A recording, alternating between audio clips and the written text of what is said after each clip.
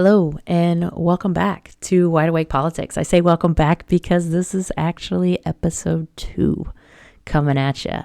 So with it only being episode 2, I think it's important to remind people of what we do here at Wide Awake Politics.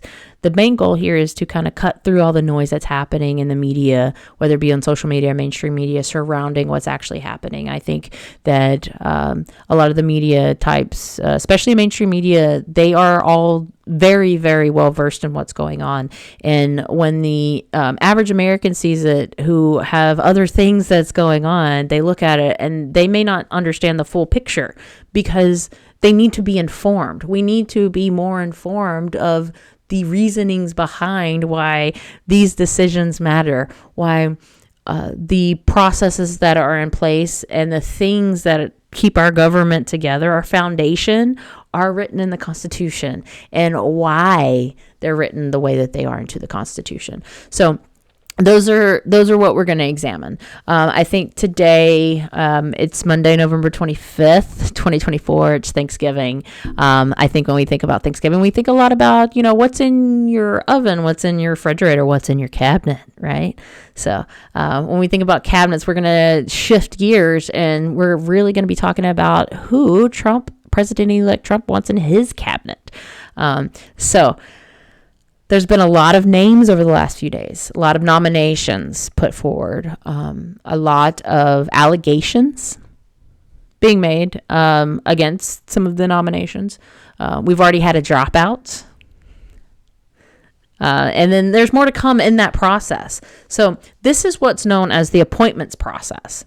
So what do we need to know as American citizens that started the appointments process? Why and where is it written down? It's actually written down in our Constitution, how this whole process works out. So, end of the day, the president, this is the appointments process at most basic level, and we'll break it down a little bit more. The president-elect, they are trying to fill positions, whether it be from a resignation, a new administration coming in, an open seat in their cabinet, in the Supreme Court, whatever. They look around and say, okay, the president says, I'm going to nominate this person. It's their purview who they want to nominate, right? They get to nominate whoever they want to. Now, it goes to the Senate. That nominee goes to the Senate in what's called the advice and consent clause of the Constitution. So the Senate looks at that person and judges to what fitness level they have for the job. Okay? And then they confirm that person or not confirm that person. So if they confirm that person, there's still one more step that has to happen. That confirmed nominee must then go back to the president. The president must then sign the appointment letter stating that this person, this nominee, is now appointed to that role. And they will be leading now one of our most trusted and highest offices and departments within the federal government. That's it. That's the appointments process as a whole. Now, when we start talking about why would our founders think that this is important enough to put into our Constitution? Okay. Well, we have to go back a little bit. First off, let's talk about the Constitution. What does the Constitution actually say? What parts is important to this for the appointments process, how that works? So one of the first things, there's a couple things that we're going to do throughout this show. So we're going to look at the nominations for the cabinet level and department and agency head positions from the President-elect Trump.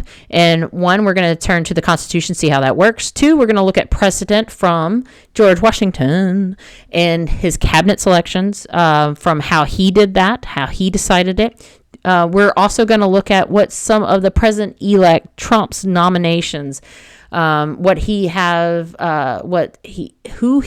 nominated, what they have said about the nomination and appointments process. And of these ones that have been put forward as nominations, one, do they have the basic qualifications for these roles? And 2, would they ever be considered by our founders? So I think the first step that we have to do here is, 1, let's turn to the Constitution. Now, since this is, again, our second show, we're going to dive quickly into what the Constitution is, how it's kind of all structured. So one of the first things that's in the Constitution is the preamble. And I think most people know it because it's been part of school curriculum for a while, depending on what state you're in. But I had to memorize and recite the preamble in junior high. And the preamble starts with "We the people." We the people. Now, think about the founders and framers when they wrote that. They could have chosen the United States. They could have chosen the government of. No, they chose us, we, the people. Come on, that's amazing. Now, think about what that means. That means we, the people, have responsibility to the Constitution, to ourselves, to each other, to hold everyone accountable to the Constitution. And one of the things that we're talking about holding people accountable to in this section is the appointments process, right? The appointments process and how it applies and it's written in the Constitution. So that preamble says it all though, man. We the people of the United States, in order to form a more perfect union.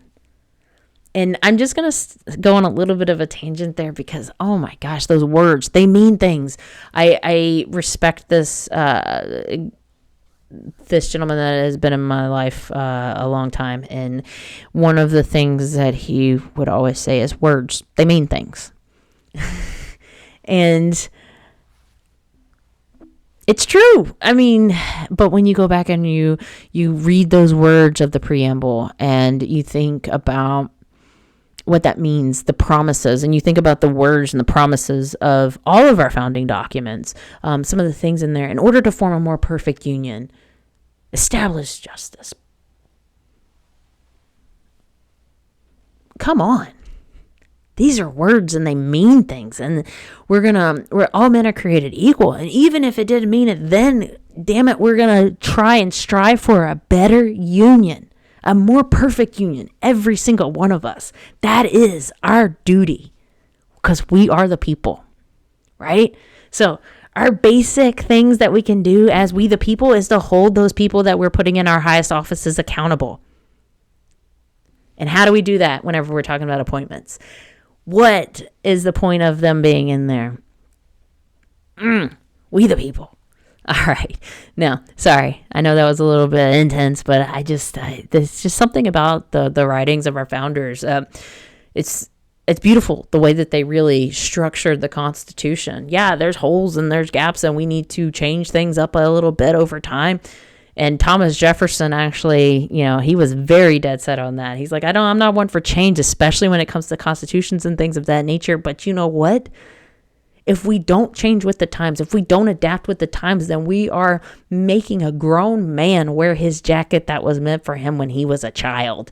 And so we should be looking at ways to enhance our Constitution Amendment in ways to, the Equal Rights Amendment. Where's that at? Where's the ERA at? Those kind of things. So just putting that out there. Sorry. All right. Centered again. Now, the Constitution, we talked about the preamble. And most Americans can, like I said, they understand the preamble. Now, most Americans can also tell you about the amendments, especially the Bill of Rights. Amendments 1 through 10 are established as the Bill of Rights. A lot of people can tell you a couple of those. Okay. Now, there's 27 amendments in total. 27. Now, I think that most Americans could gist most of them. Now, they couldn't tell you which one goes to what number, but they could probably get there with a lot of them. Hey, illegal search and seizures. I plead the fifth, like those kind of things, they'll get there. I think there was one about, giving women the right to vote. I'm being facetious, but obviously, those are the type of things that we think about when we think about amendments. And when we think about the Constitution, that's usually what we think about. Now, if most Americans are familiar with the preamble and the amendments, I'm not sure about how many are that familiar with the meat and potatoes of that middle part. It's the articles. And so when we skip the articles, we don't know how the government is structured or how it operates, because that is what actually is telling us that. So we're going to go to, when we talk about who President-elect Trump is nominating for our highest offices and what those look like, we are going to use the articles in our Constitution to say how that process should work and how it's worked in the past and why our founders ensured that that was a part of our Constitution. Before we do that, though, I want to kind of give you a brief little jumping off point if you want to do your own type of sourcing for any of this material.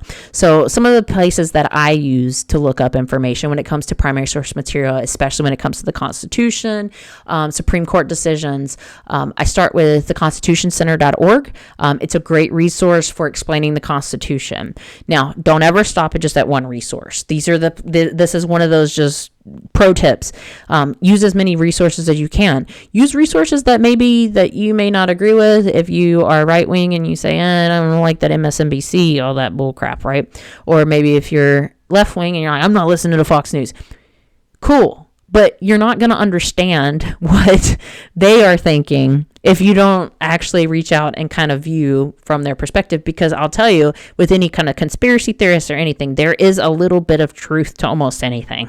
So they'll hold on to that truth. Now, if you're an informed citizen and they're talking about the Constitution and they're talking about what we're getting into today, and they try to use that little piece that they're of truth to try to take away all of this truth, then you'll be, as an informed citizen, able to say, hey, that's not right. So the constitutioncenter.org is a great place to start. Congress.gov. Okay. Now you can be like, oh, it's a bunch of politicians. No, not for their website. So I encourage you to look it up, congress.gov, and look up primary source materials. Look up First Amendment, Constitution, Congress.gov on your search engine, and something should be able to pop up. Go there, look it up, because they'll not only offer you exact verbiage from the Constitution, they'll give you links to source materials like judicial interpretations, precedent, and long-standing interpretations. So just because, they have source material annotated with endnotes and footnotes, you can actually see where they're pulling that information from. Go to the bottom of the page, annotate. All right, so I wanted to learn more about note 11. Go down to note 11 at the bottom of the page, click there, and it'll actually take you to the primary source of where they're getting that information from. So you can actually feel more informed because you're actually utilizing primary source material, and you're not relying on anybody else but yourself to interpret this information. So how exciting is that? I love it. One of the other things that I want to show you, it's up here on this back screen. Ways.org. So this it's a repository for all of Supreme Court opinions, decisions, arguments. If there is media of any of it, so recordings, like old recordings of Supreme Court cases, you can find them. You can find some audio of the newer ones as well. But any type of primary sources, the decisions are in there, and you can find it. You can learn more. It's really, really fun. I say fun. It's probably not fun for a lot of people, but for me it is. So I did some of the work for you, so maybe you don't have to. I don't know. All right. So that's the quick plug for that. So let's really get into what the Constitution says about the appointments process. I am going to go and give you the exact verbiage of what's happening, but we're going to break it down for you to kind of give you an overarching idea of each little piece and where it comes from and what it means behind it. And then we're going to go to and turn to our founding fathers and see why this was important to put in the Constitution the way it was. So when we talk about the Constitution, the appointments process, we need to turn to Article 2 of the Constitution. Article 2 of the Constitution defines the executive branch. Now, Section 2 of Article 2 defines presidential powers. These are things like war powers, pardons, things like that. Where do the lines are drawn there? Now, Clause 2 of that. So now we're at Article 2, Section 2. Clause 2. Clause 2 is the advice and consent clause. So you may have heard that when we talk about confirmation hearings and things like that, the advice and consent of the Senate is required.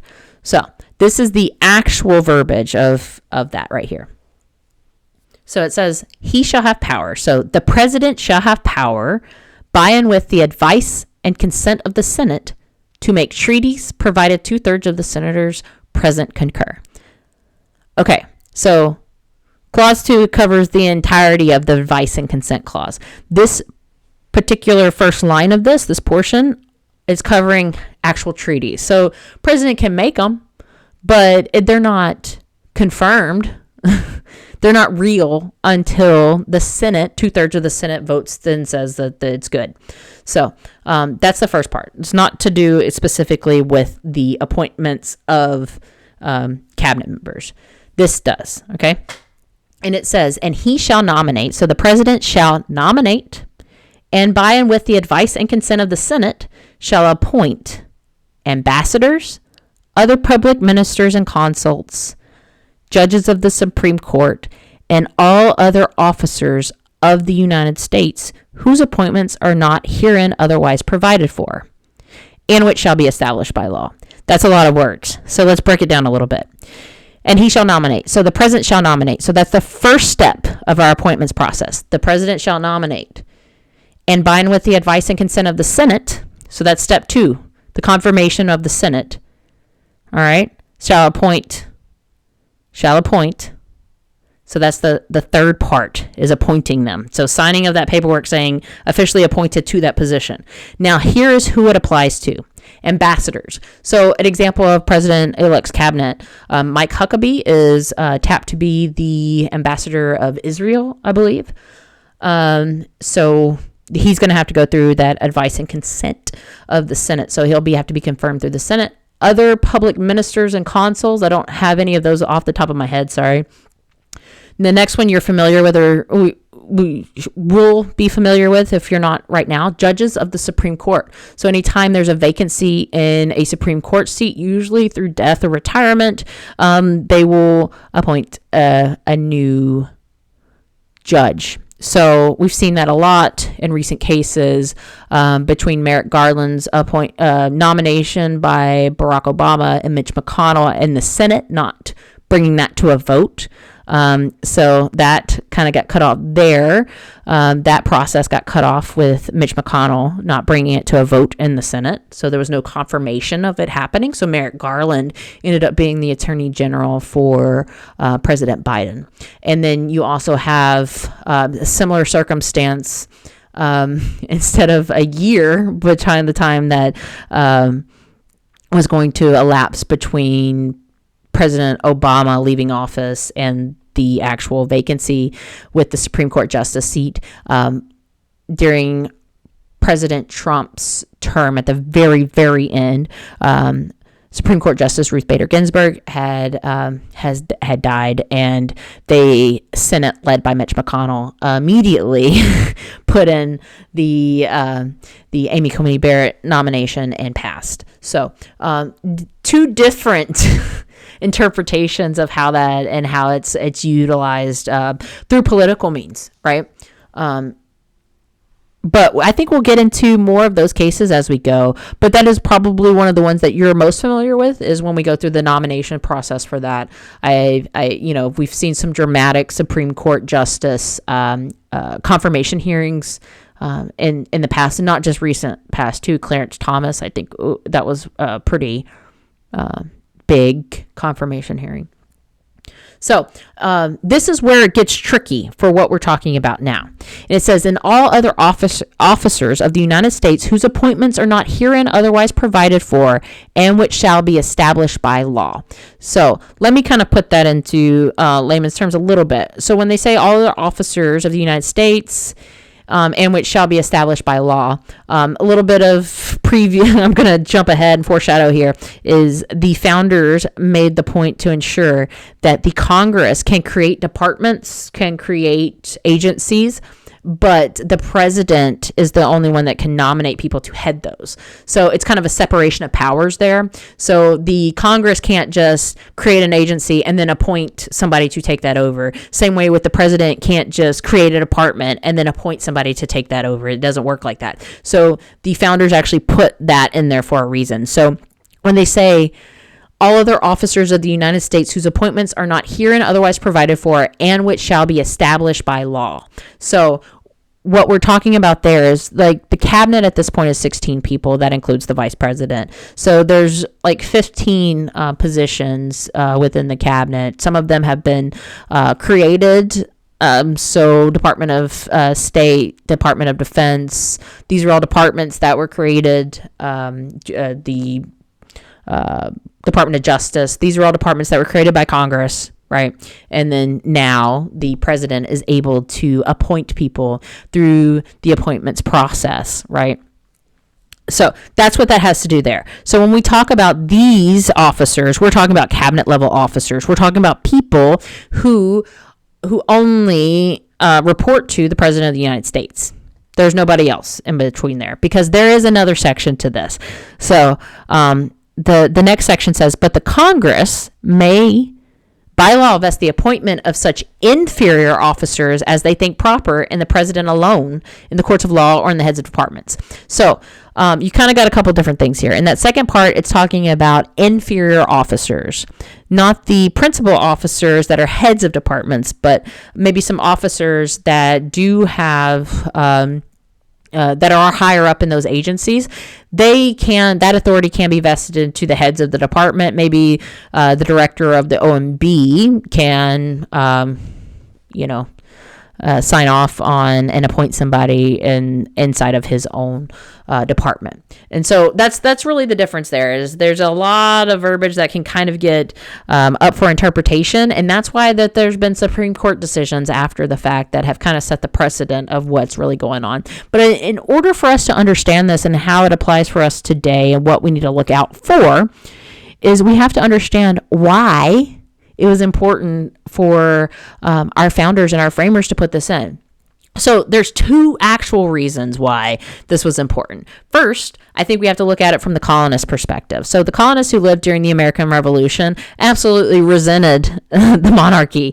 They resented the English crown. The English crown often made unilateral power decisions when it came to who was in charge of the colonies, who was in positions of power, and all of it was positioned and hinged on the loyalty to the crown and not the loyalty or any type of relevance for the people and the constituents of that state, especially when it came to governors, right? The crown would award their political favorites governorships, and some of these people never even lived in the colonies, and so they'd send them over and they would have no idea what the people need, and their only goal was to ensure that the crown stayed happy. They did not care about the constituents. So that manipulation of official appointments was something that the colonists were super worried about, especially when they were establishing a new form of government and establishing the United States of America. So if we think about it, this manipulation of the appointments of our leaders is one of the key and crucial aspects of the American Revolution and what that generation of people actually thought about what they needed to get away from. So let's put that into perspective. So all the people that they were scared of and that they knew weren't for them were all loyal to a person, a crown, versus them. So in our Constitution, they wanted to make sure that the power vested in these appointments to our highest level, that these people were good, solid, loyal to the Constitution, loyal to the people, and not a person. So that was why it was important to ensure that there was checks and balances, right? We have checks and balances across our government. We have checks and balances in the appointment process. So that was a big one there. Now, there was a second reason for it all, the way it wound up like this.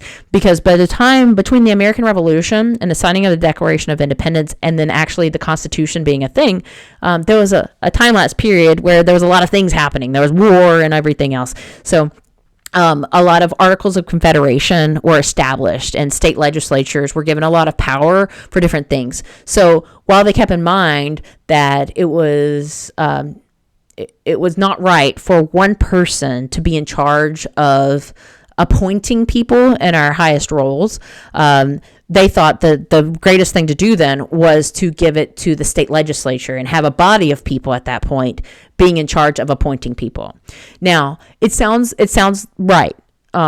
However, what they found is that without any type of check or balance on that, they still created a power vacuum at the legislative level. So they consolidated all that power there, and it did not. It just kind of flipped and did the same thing, just with more people involved. So, in order to stop that type of corruption and to prevent that for the future, our founders found a way, and our framers found a way to put it into the Constitution in Article 2, Section 2, Clause 2, the Advise and Consent Clause, which allows the framers, it says, basically the federal offices and the creation of federal offices, that's on the Congress, and the person that's vested in choosing who should be nominated for in charge of those positions lies in the president, and then the Senate has a role in ensuring that that person is above reproach,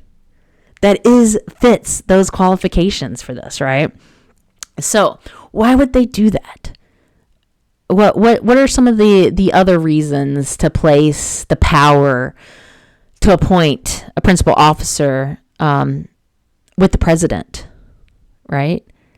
And not like a group of people. One, this is really, really, really important, is that the founders thought that if they placed the power of the president to nominate somebody alone, like the president alone, that it guarantees the public knows who to blame for poor, corrupt choices. They said that the president should be accountable. The president and the president alone should be accountable for the people he decides to put into our highest positions of authority. We should be holding the president accountable for these nominations.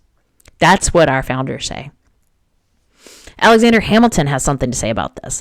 Alexander Hamilton's argument in the Federalist Papers states and stresses that placing the appointment power with a single individual rather than a multi-member body ensured a measure of accountability for those appointments. Granting the appointment power to a single president was preferable to a body of men because a single individual would have a livelier sense of duty and a more exact regard to reputation in making appointments. Wow. That's what our founders and framers thought, right? That our president should be able to pick nominees that are above reproach. And I think this is a good time to talk about the president-elect and the people that he's put in there and what that process looks like. We've talked about the appointments process, but we've seen a little bit of straying from the normal process of appointments that occur. And I'm going to explain why I think that's the case and what I believe, based off of my knowledge of all of this, is to be the case as to what's actually happening there. Traditionally, after you win the presidency of the United States of America, you have a transition team. If you're coming into office, you have a transition team. You hire these people to go through all of the qualified candidates in the country, across industry, that could possibly take on the role of our highest positions of power in our government. These are people that are going to be in control of our Department of Defense. That means our military. That's not only just 1.3 million Americans fighting for our rights and our freedoms, but it also comes with about 77,000 government civilians that a lot of these Trump nominees and people that are on transition teams and within the Trump orbit have said that they're just going to go in and wreck shop at.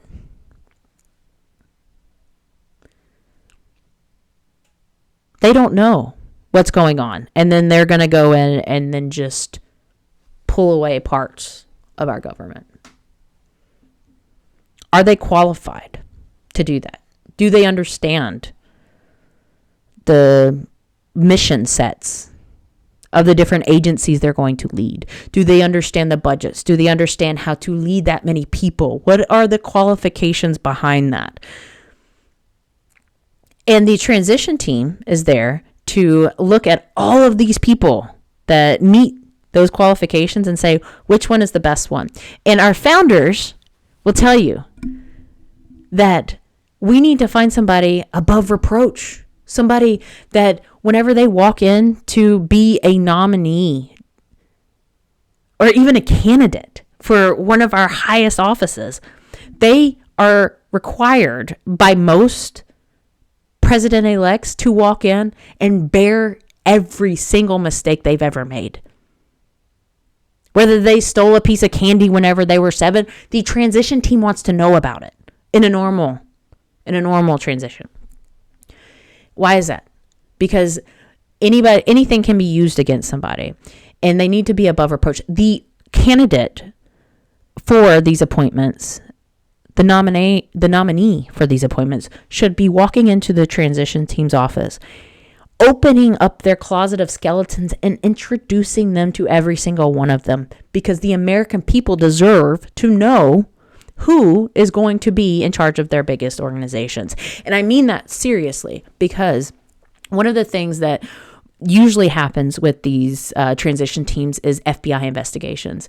And you say, oh, the Justice Department's corrupt, blah, blah, blah. The reason behind that is because we do not want to have anybody at our highest level that is susceptible to corruption, except susceptible to blackmail, that would be tied to any person, company, or country that's loyalty could be tested for whatever reason, whether that's through money, whether that's through power, whether that's through blackmail when it comes to family members, whatever. We need to know about all of that, right? And we should know, because these are the people that should be above reproach. These are the people that should be the best people in our country to lead us. We should not be worrying about corruption. We should not be worrying at all about the loyalty that these people, do they have a loyalty to a person? Do they have a loyalty to a company? Do they have a loyalty to different groups, advocacy groups? Or do they have a loyalty to we the people? Because they're going to take an oath, and the oath is to the Constitution, not to a person. Now, whenever you start looking at some of these appointments or the nominations that have been put out there, and you start reading some of the things that they're talking about, and whenever they talk about the Constitution, and it's clearly it's laid out as to what the appointments process is and why. Now we know what the founders and framers of our Constitution, why they put it in there. Now we know. And it is to ensure that the people that are leading us will not take loyalty to a person versus loyalty to a Constitution. They will take an oath to the Constitution. Do you believe that they will uphold it?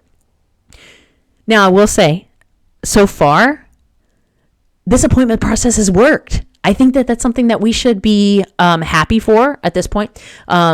The president-elect, Trump, had nominated somebody who was absolutely unqualified.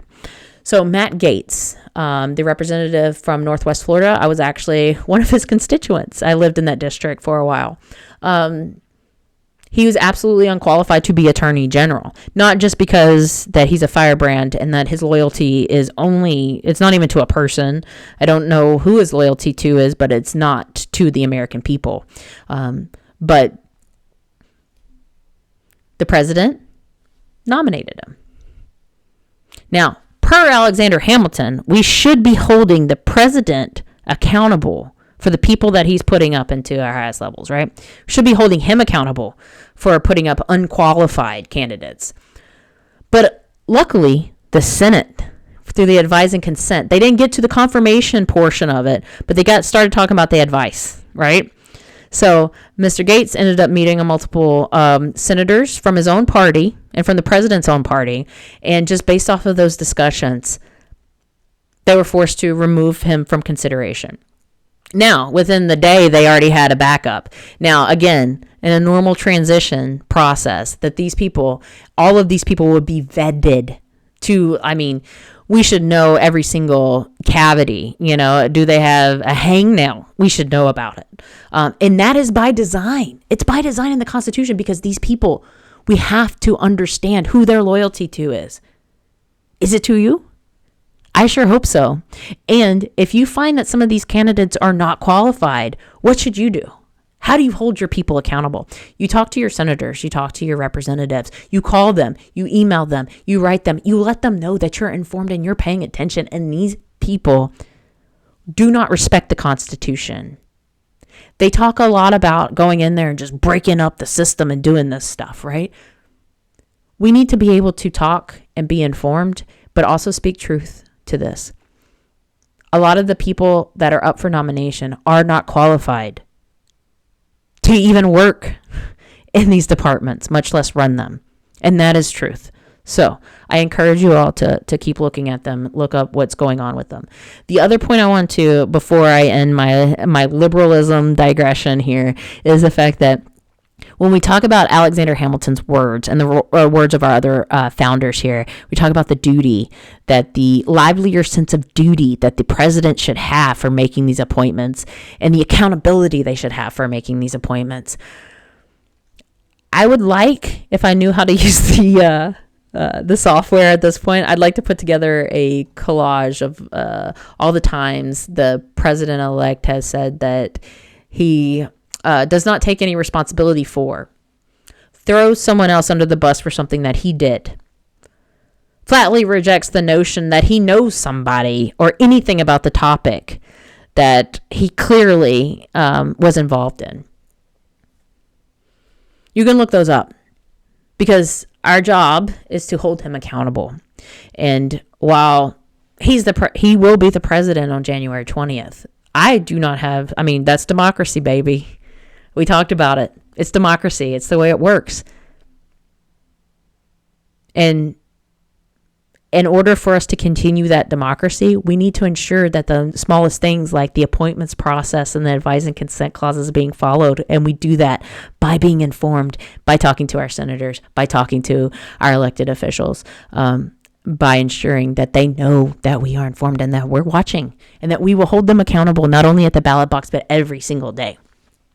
So I know that's a lot, but I do want to make sure that we also understand not just Alexander Hamilton's words and the words from our other framers and what they put in the Constitution, but after the Constitution, what did our first president do? Who were his official officers? Who were his nominees for this, right? So, as George Washington did with most of his duties, he took this duty very, very seriously. One, he knew, probably more than anybody else did, how important his presence was and what the precedent would be for him just being the first president. So he knew that he had to do different things a little bit differently. Now, when I say, like, you have to understand, like, I understand, like, there's a lot of discussion about our founders and, especially regarding, slavery and their roles in that. I'm not discounting that. I think we have to understand that these people were people and they made mistakes, and some of them were grave mistakes. Some of them we don't understand. I think it's also important to understand from a history perspective is that every single moment in our history there's a black mark at some point, especially when it comes to human rights, whether it be slavery, indigenous cultures, how we treated them, how we treat women, how we treat black women, how we treat LGBT people, how we treat our veterans after Vietnam. These are all things that throughout our history, I mean, World War II, there was a Holocaust going on. These are all things that we have to take into account. And I understand that progress has been made across the way. Progress is slow, progress is hard, but we by being informed, we move that needle forward.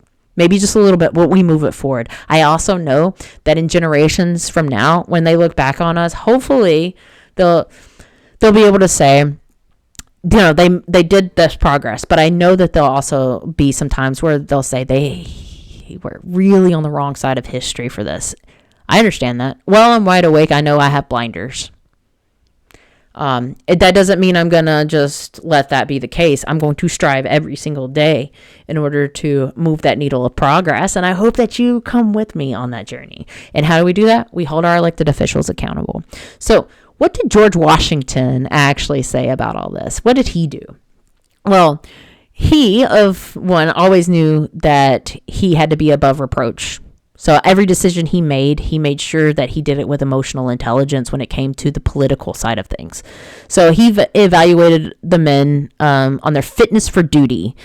And he wanted to ensure that his picks, even though there was only 4, that they represented different parts and different geographic locations, to ensure that nobody felt left out. I say that knowing that obviously there was slaves and they were obviously left out and deemed lesser than.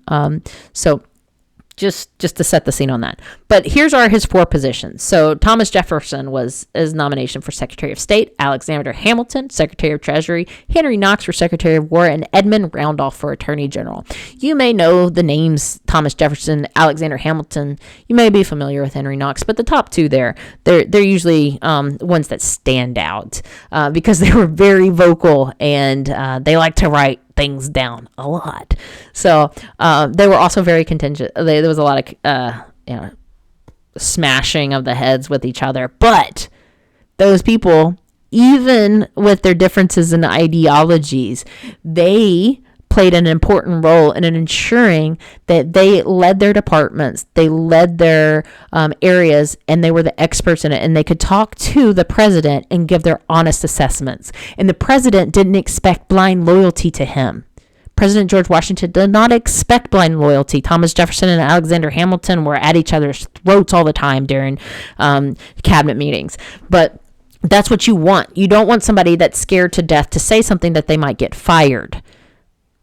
You want somebody that's able to speak their mind, especially with their department and the facts and figures behind what they need and what the people need in the Constitution first, not what the president wants.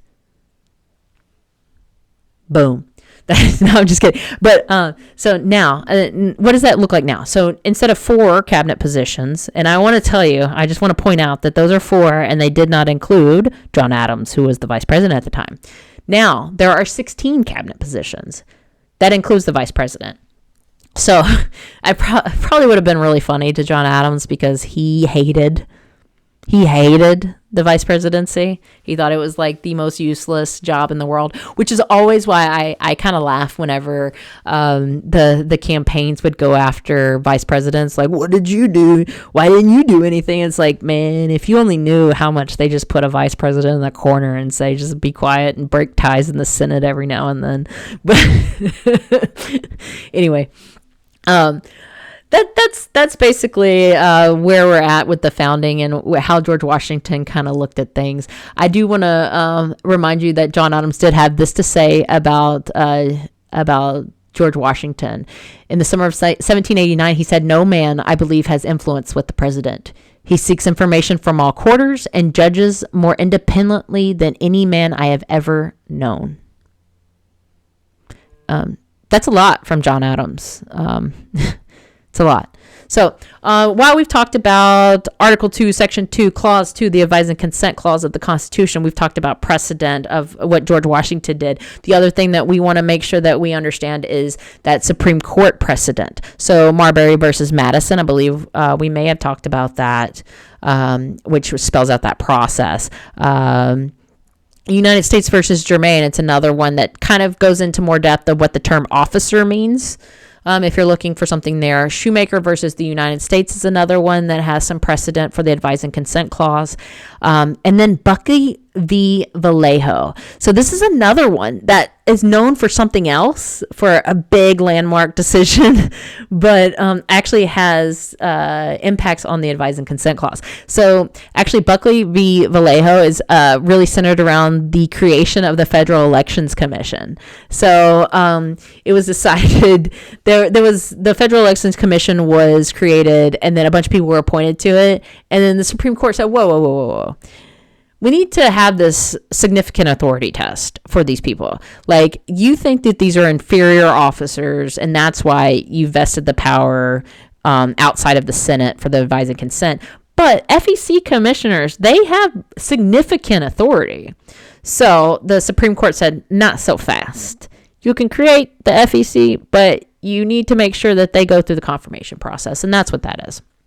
So that's one of the things that you want to, if you want to look into some of the Supreme Court cases, those are some of the things that you want to make sure that you have and that you refer to there.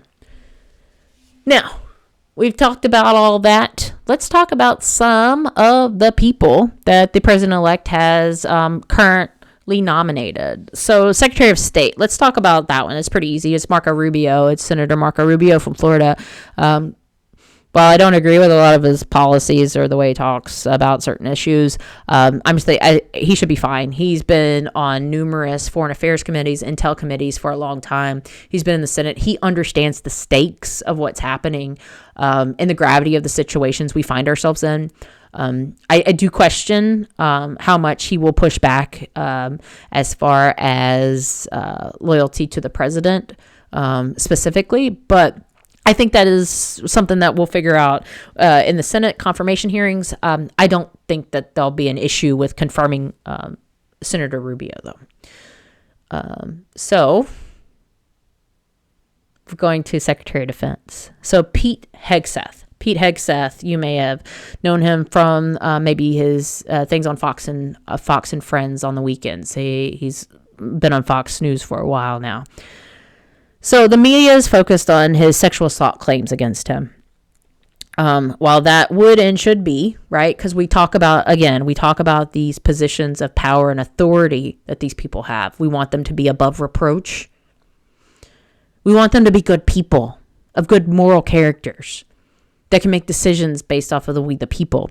But I think the American people and the Republican Party has already proven they don't care about electing an official that has sexual assault allegations, proven to have provided hush money to sex workers, or have been found liable by a jury of their peers for sexual assault.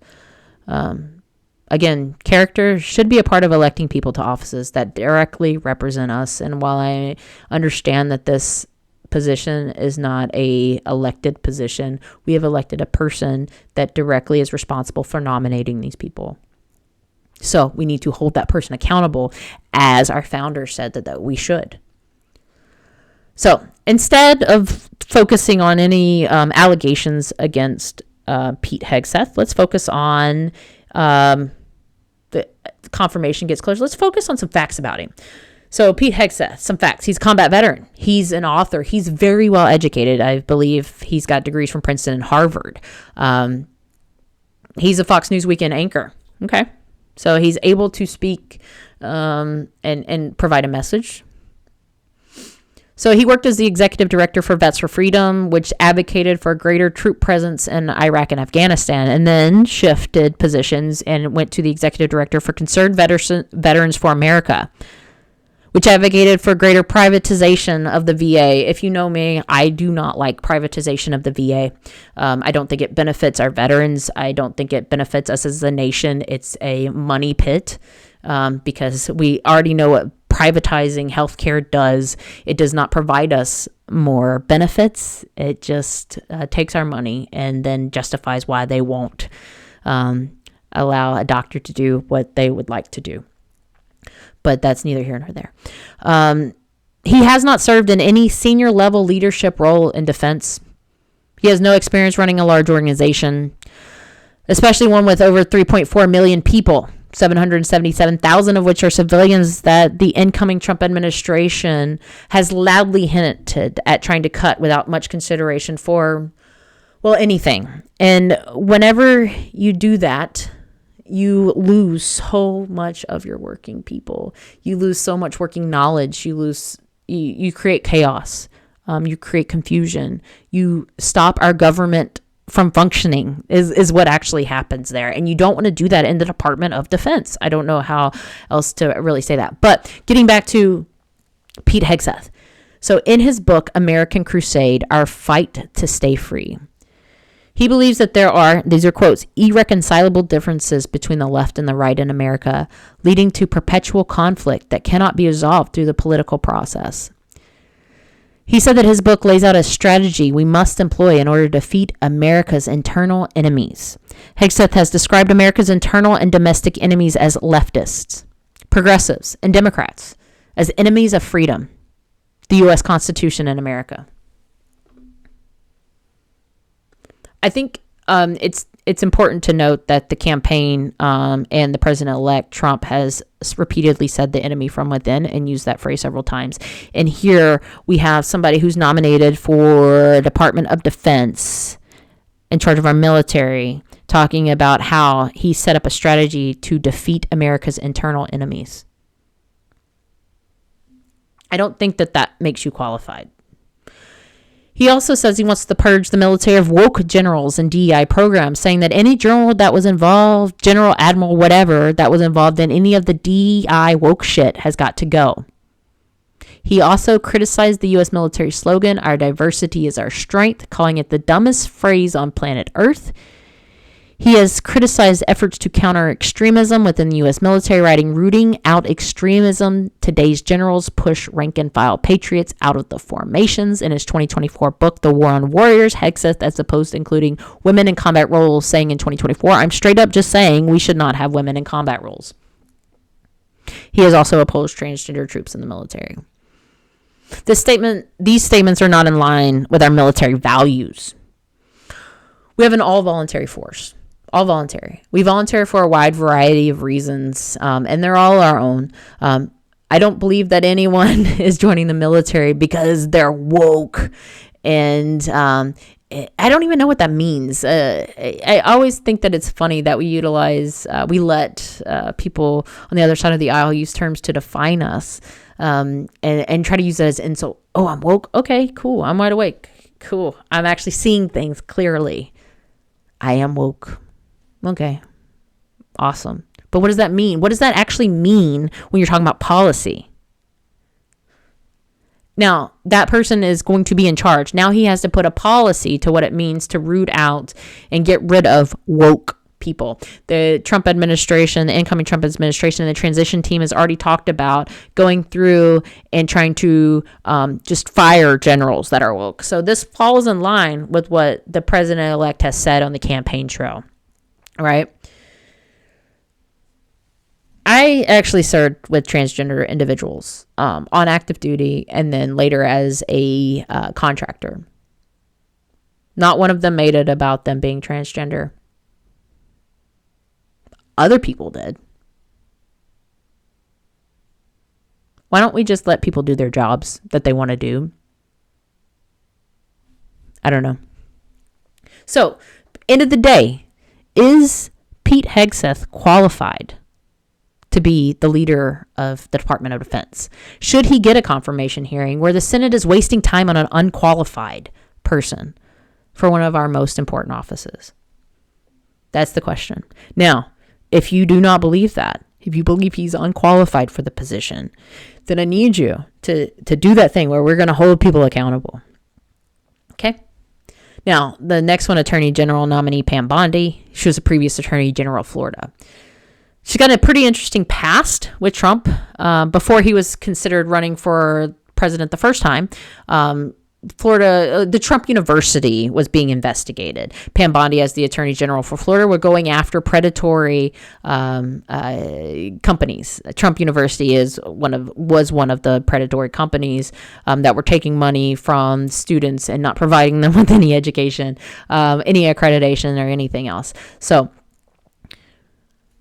I believe during that time, based off of what I've looked into, is the Trump University thing went away after Trump made an official donation of $25,000 to the Attorney General Pam Bondi's campaign. Now, those are the type of things that I would hope that the transition team has looked into. They have an ability to have a response for, because when and if it goes to a confirmation hearing, the Senate will and should talk about that. They should bring that to light and then have a discussion about it and vote, and to ensure that they believe, and what they should be voting on is if they believe that Pam Bondi, as Attorney General of the United States, can and will put her personal relationship aside with the president and independently put the Justice Department to work. The Justice Department should be independent. Let's be very clear on that. Above all else. So that's what the Senate confirmation hearings are going to be trying to assess, and that's what we should be assessing. So let's also talk about, we're not going to talk about them on this one, but we will talk about Tulsi Gabbard, RFK Jr., and the areas of major concern for them on a follow-up episode. But again, as we get closer to that confirmation hearings, we may see a couple of changes in these positions. The big one that I want to jump into today is Russ Vought. So Russ Vought is previous OMB director at the end of the first Trump administration. He is somebody that you should not be surprised with. I almost made it through the episode without mentioning Project 2025, but he was actually the author of one of the chapters there of Project 2025. Chapter 2. This is the same Russell Vought that was caught on camera, explaining to what he thought at the time were some sponsors and some donors, saying that Trump would go out, the then candidate Trump would go out and distance himself, deny any kind of connection to Project 2025. But this man was not worried at all, because they knew the president was going to go out there and do that, but they were still confident that the Project 2025 agenda would be implemented. So some key notes. So some key points and notes from his chapter on Project 2025, keeping in line with the appointments process and what we think makes a good nominee, right? Who's fit for that role.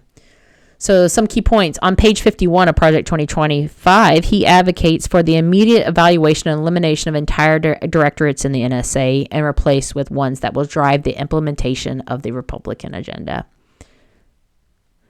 Should our departments be driving agendas for the president, or should they be doing what's best for and upholding the Constitution? Now, I understand that there are some differences when we talk about presidential agenda versus loyalty. I do get that. But when you talk about just going in and ripping out entire sections and departments and then replacing them with what sounds like loyalist, what are we doing? Now, does that fall in line with what our founders thought? Probably not. His next thing is replace federal civil servants with political appointments, right? So when we do that, we lose a knowledge base. We lose an entire set of knowledge from multiple people across multiple administrations.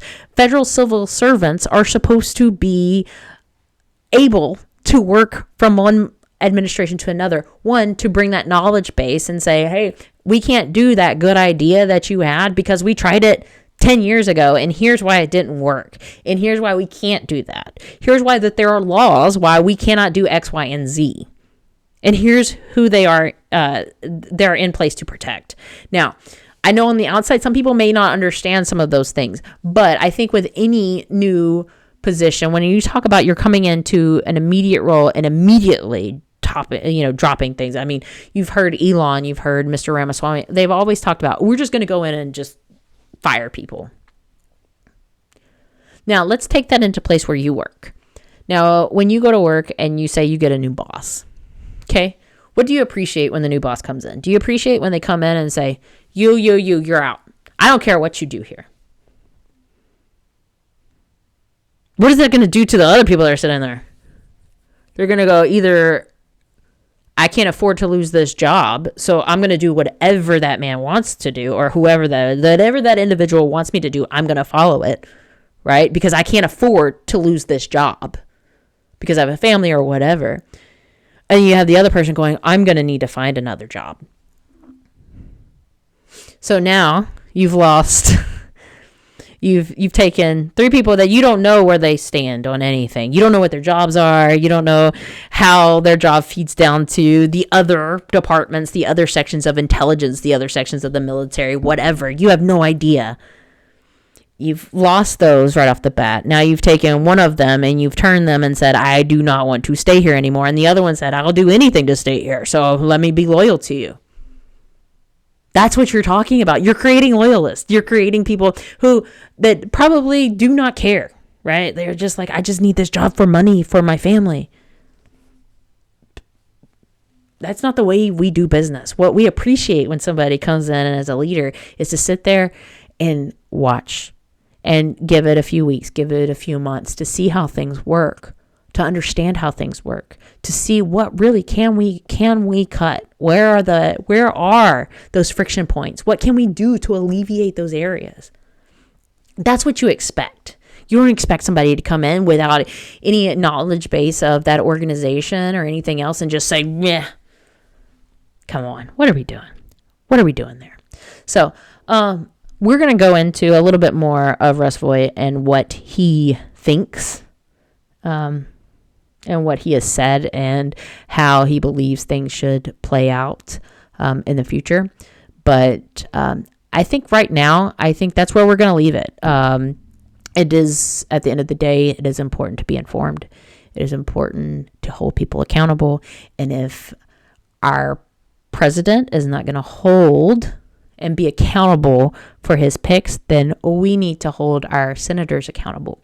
And that's how we stay informed. And I hope that this was informative to you. I know it's a little long. I'm a little long-winded here, but maybe you'll break it up. I don't know. Look forward to seeing you across different social medias. Come by, make a comment. Let's start some good dialogue happening. If you want to talk about something, post it. You can find me on all kinds of different social media platforms at Wide Awake Politics.